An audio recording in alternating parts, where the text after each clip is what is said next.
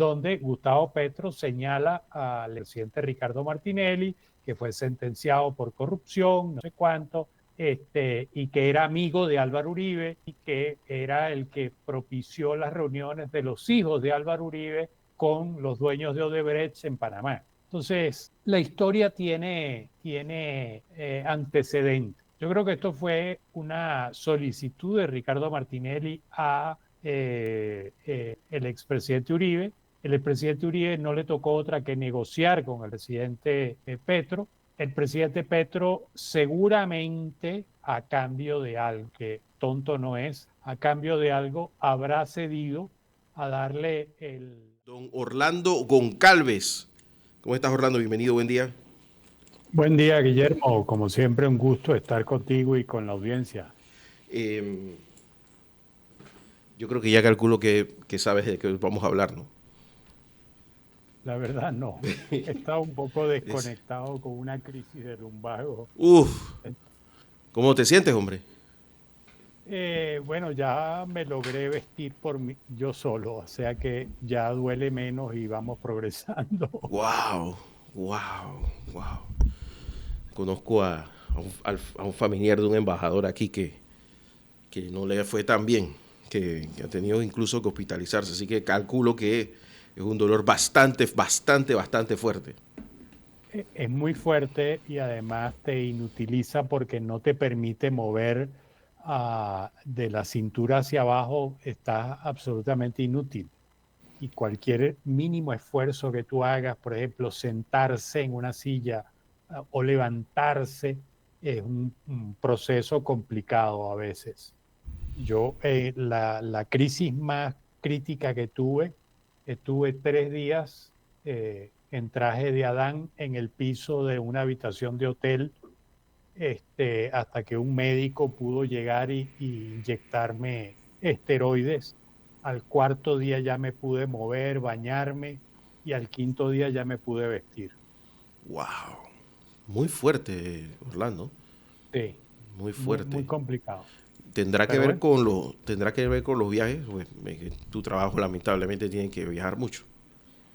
tiene que ver, yo siempre uso una faja en los aviones y ahora uso una faja y unos imanes, pero son hernias que están allí desde hace mucho tiempo y cuando haces algún movimiento pequeño, por extraño que sea, y en esta ocasión así fue, levanté algo y en vez de hacerlo con las piernas lo hice con la espalda y sentí en el acto el tirón y dije, ya está, ya me fregué y efectivamente el dolor comenzó a desarrollarse, pero por minutos. Wow.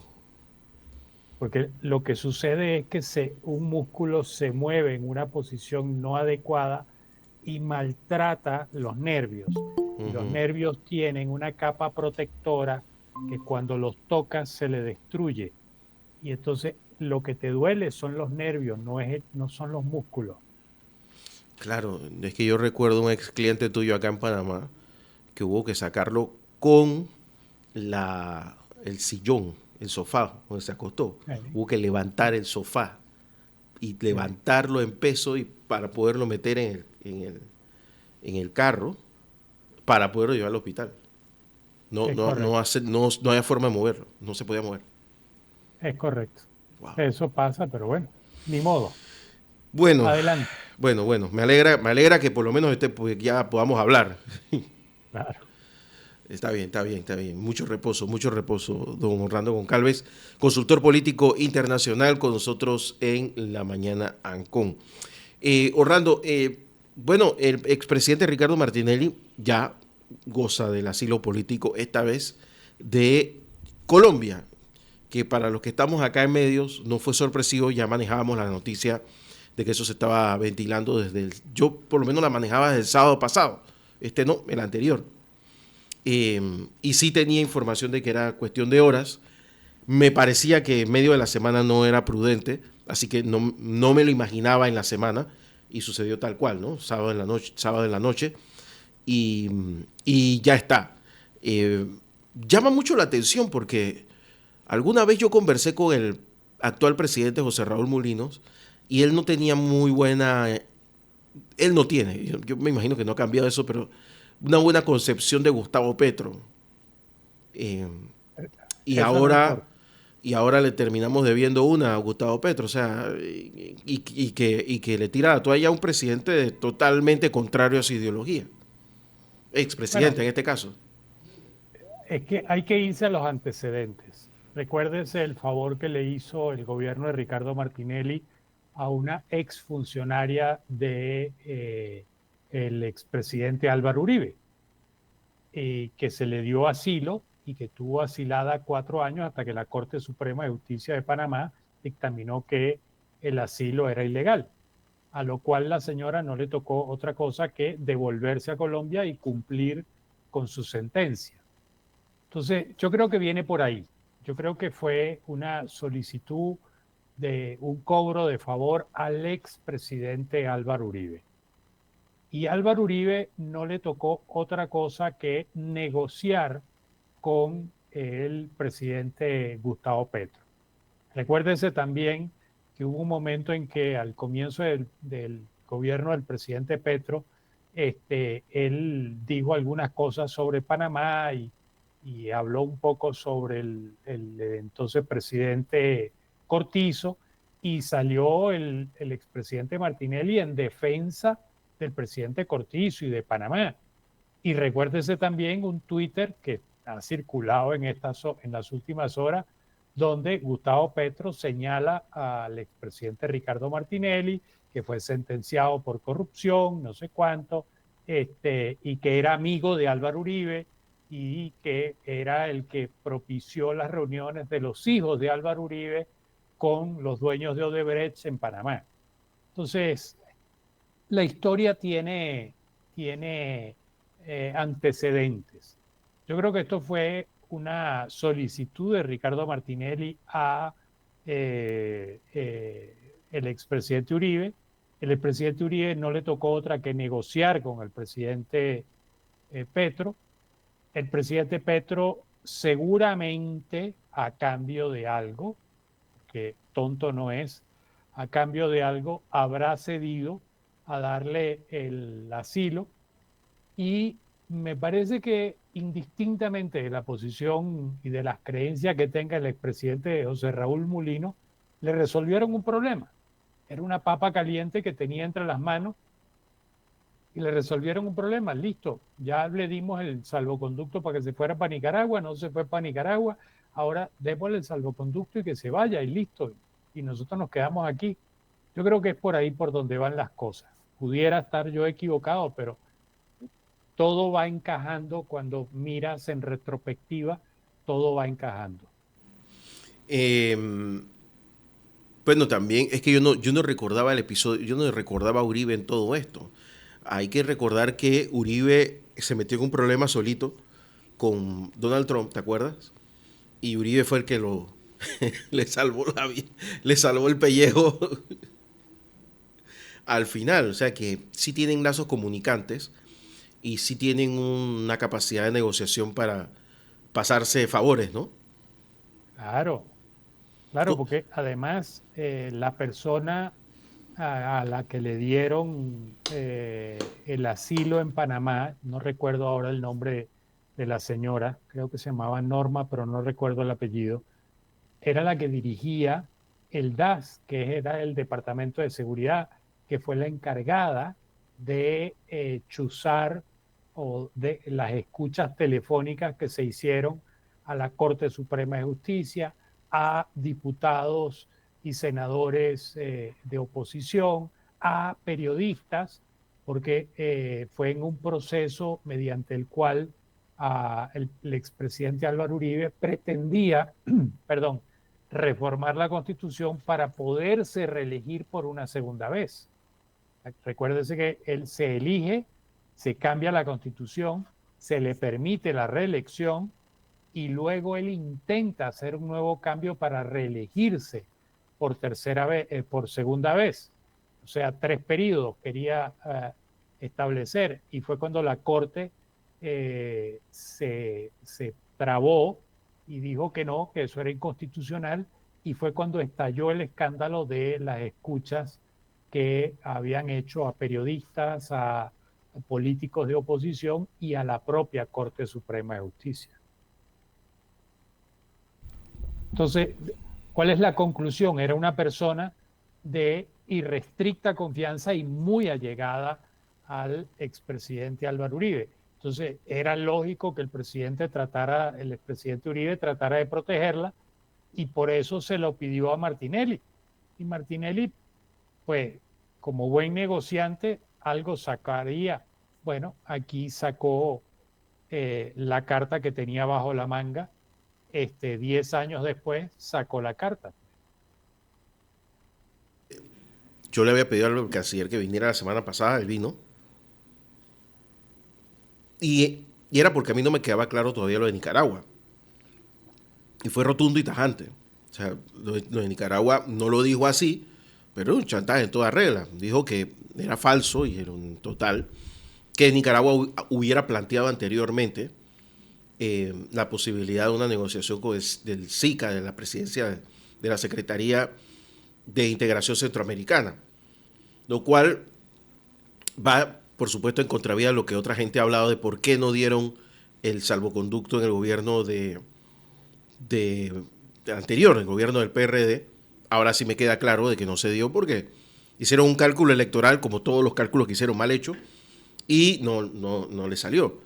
Pero el país debió haberse quitado el problema de inmediato. O sea, entró a la Claro, embajada, llévatelo. Ya. No sé claro, pero por qué.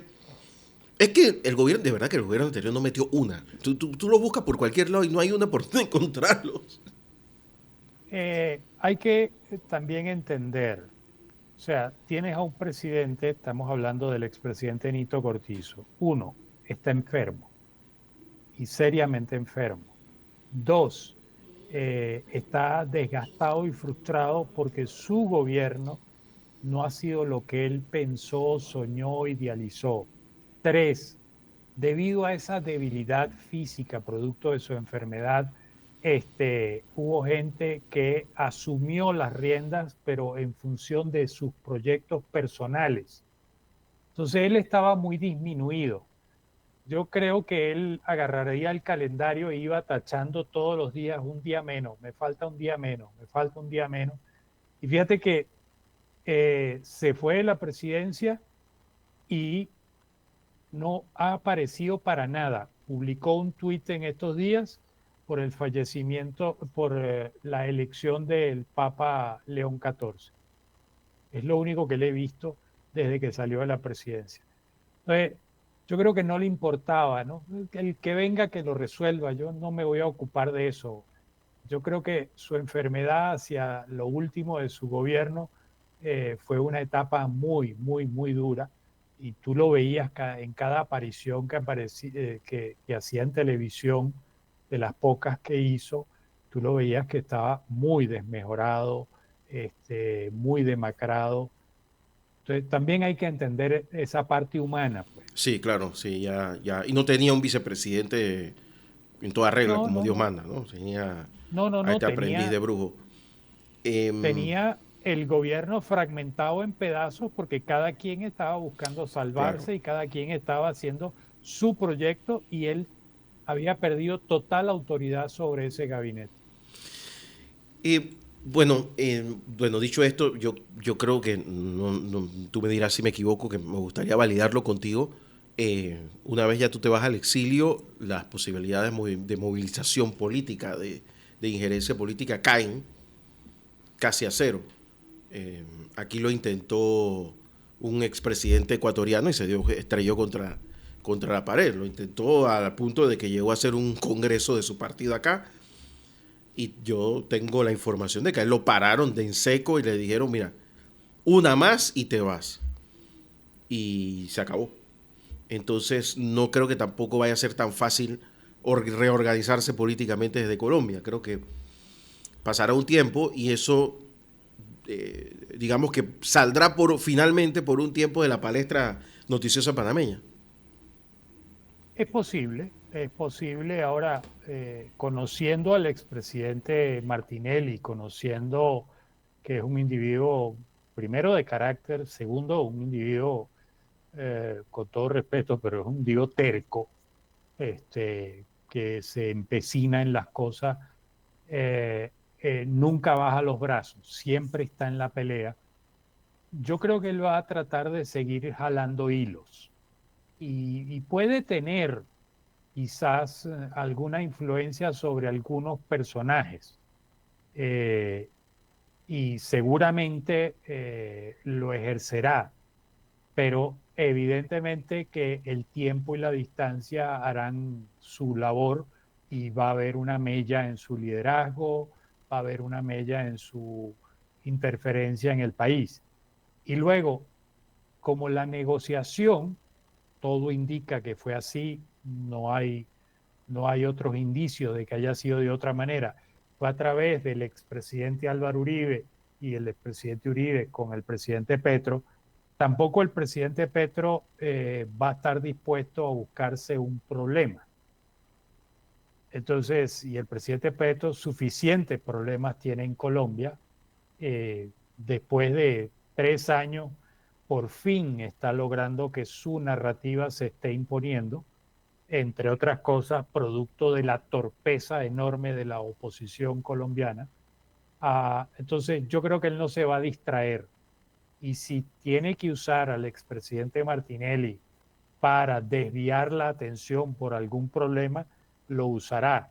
Entonces, si el expresidente Martinelli se pone activo, eh, evidentemente uh, habrá algún Le va a reclamo caer el de... hacha, seguro, seguro. Tú, Así es. Ahora, eh, también creo que lo que pudiera hacer es amenazas, porque lo que le pudiera interesar al presidente Petro es desviar la atención ante un conflicto interno que tenga.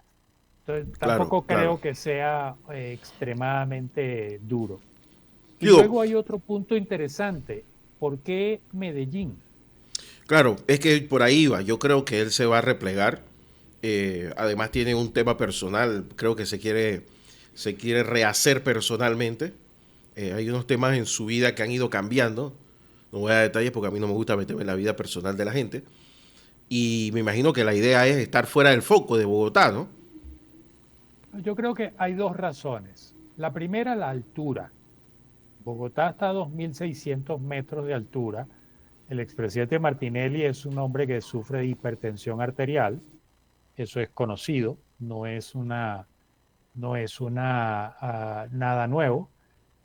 Y una persona con hipertensión arterial acostumbrada a estar a nivel del mar y de repente venirse a 2.680 metros de altura, eso le impacta enormemente, sumado a la edad, sumado al sobrepeso.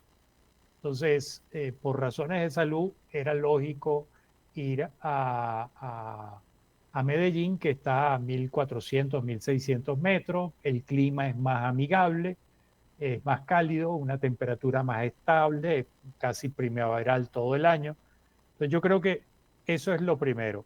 Y lo segundo es una cosa curiosa, pero eh, todas las personas que tienen relación con Uribe terminan en Medellín, este, porque es su área de influencia, eh, entonces está allí. Medellín es la segunda ciudad en importancia, es una ciudad que tiene de todo, una vida nocturna enorme, tiene museos, tiene vegetación, todo lo que hay alrededor, el eje cafetero es espectacular, Vuelos directos a Panamá. tiene vuelos directos a Panamá. Sí, sí. Entonces, yo creo Muy buena elección al final. Yo creo que es por eso que se vino a Medellín y no a Bogotá. Entiendo, entiendo. Bueno, para cerrar nada más como un bonus track aquí contigo. Bueno, ya hay un nuevo papa, un cardenal viajero. O sea, que no es una persona como esos hasta hace poco. Mira que yo no había reparado en eso, ¿ah? Los obispos de Roma tenían una tendencia a no conocer el mundo hasta que lo visitaban. Y yo creo que este debe ser el primero, salvo, no sé, salvo en el Imperio Romano, que conoce el mundo y después conoció la Curia Vaticana. creo que escuchando, casi que no hay un país que no haya visitado. O sea, hay gente en España que dice, no, si este conoce España mejor que yo. Eh, Aquí a Panamá ha ido hasta Chitré, no una, varias veces. Eh, Así que es una persona que, además, por no ser tan mayor, tiene muchos amigos en diferentes partes del mundo. Aquí en Panamá, uno de sus amigos más cercanos fue nuncio apostólico en Panamá por 7, 8 años, el Monseñor Carrascosa, que diplomático a todo meter. O sea, que tiene a alguien fuera del mundillo ese de italianos allá que le puede dar luces de negociación, ¿no? Un experto en serio. Y así. Y además de que habla como 6 7 idiomas. Y no se le va a ir de frente de Donald Trump porque es norteamericano. Bueno, los últimos dos twitters que están en su perfil son duros contra el tema de Donald Trump. Él lo tiene claro y tiene claro que Donald Trump es una circunstancia y que pasará. Ahora, mucha gente hace referencia a un segmento del discurso que él dio el día que lo eligieron, donde él hablaba de construir puentes y habló de las guerras. Pero yo creo que ahí hay un doble mensaje y creo que la construcción de los puentes no es solo para evitar las guerras y como este fin de semana lo mencionó en su homilía, de parar la guerra de Ucrania y la guerra de Gaza. Yo creo que la construcción de los puentes a las que se refería el Papa León XIV es la construcción de los puentes hacia dentro de la iglesia. Porque si bien el Papa Francisco abrió las puertas de la iglesia, transparentó muchas cosas, sus posiciones en ocasiones fueron disruptivas y generaron fracturas a lo interno de la iglesia católica. Entonces, me parece que este Papa viene a tratar de recomponer y poner orden a los conflictos internos que se armaron con el Papa Francisco por las posiciones a veces muy divergentes que se prestaban para cualquier tipo de interpretaciones.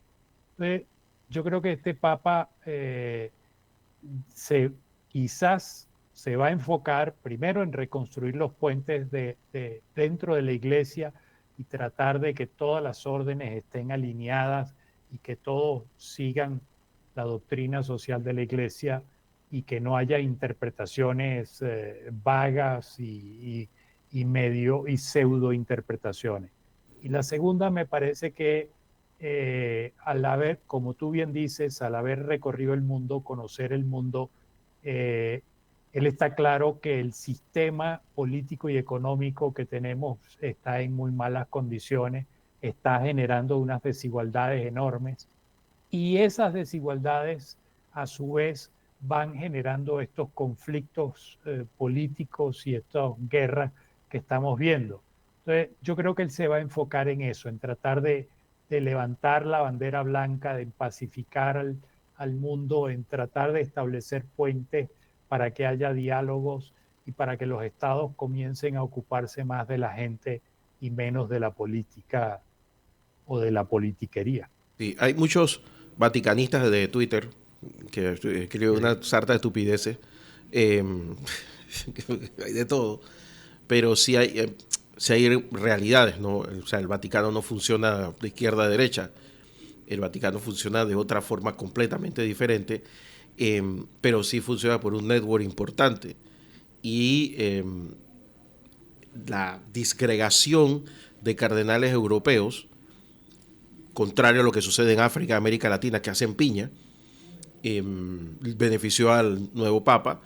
Y una de las cosas que llamó la atención y que parece que alineó las estrellas fue el papel del cardenal Dolan cuando quebró la resistencia de la conferencia norteamericana y trajo al filipino. Y eso hizo que todo se resolviera rápido. Eh, sabiendo que el cardenal Dolan es cercano a Donald Trump, es lo que tú dices, ¿no? Quizás esa construcción de puentes está ahí tomando en cuenta de que es pasajero Claro, y que la iglesia claro, seguirá. es correcto. Pero si comienzas a construir los puentes, quizás el papado del Señor, si goza de buena salud, y aparentemente así es, durará a lo mejor 20 años, veintitantos años, este, pues entonces esa construcción de puentes, comenzando a hacerla desde el día uno, porque lo anunció desde el día uno, eso va a dar resultados para tratar de solidificar la Iglesia Católica, sobre todo en un mundo donde cada día las personas son más escépticas y las personas son cada día más desconfiadas de todo. Eh, Te robo un minuto a ti y a Diego, que ya me está mirando mal. Nada más que aquí el gran perdedor es el todopoderoso cardenal Parolín y su acuerdo con China. Eh, Sus últimos 2 meses manejando el Vaticano le han pasado factura. es correcto, es correcto. Bueno, ¿recuerdas una entrevista que salió poco antes de la muerte del Papa Francisco? Inclusive después salió salió después de su muerte, donde él decía que se entra al cónclave como Papa y se sale como cardenal. Oye, ayer me enteré de qué es lo que había hecho el tercero, el que echó Francisco. ¿Te acuerdas que quería votar? Sí, Este tipo es un maleante. No sé si ya tú sabes por qué lo votaron. sí, sí. El tipo es un maleante en toda regla. El tipo debería estar en una prisión federal de algún país. Pero qué barbaridad. No, no voy a ventilarlo porque no me queda tiempo y tampoco creo que valga la pena horrorizar a los católicos que me escuchan. Pero qué barbaridad. Ya vio, y eso que yo pensaba que Bertón era malo. Pero ahora que me contaron lo de este tipo, no, qué bárbaro. No, no, no. No, Orlando, qué te deseo. hombre. Sí. Orlando, Bueno, tan fuerte fue que dejó el Papa Francisco una carta especificando: este señor no puede que no venga, entrar, ni por no casualidad. venga. No, no, a él ya ese la tiene también. Oye, Orlando, por favor, cuídate mucho, ¿ah? Vale. ¿Tienes columna esta semana? Sí, señor, vamos a tratar el tema de votar o no votar el caso de Venezuela, el dilema eterno de que no se vota, sí se vota. Quiero hablar sobre ese tema y quiero hablar o escribir sobre ese tema y ver si contribuyo de alguna manera a un debate más propositivo. Orlando Goncalves, consultor político internacional con nosotros aquí en la Mañana Ancon. Te mando un gran abrazo, Dios mediante, nos vemos el otro lunes. Cuídate mucho, por favor. Hasta luego. Vamos a A la ti, pausa, don Diego. gracias. Y regresamos aquí en la Mañana Ancon por Radio Ancon.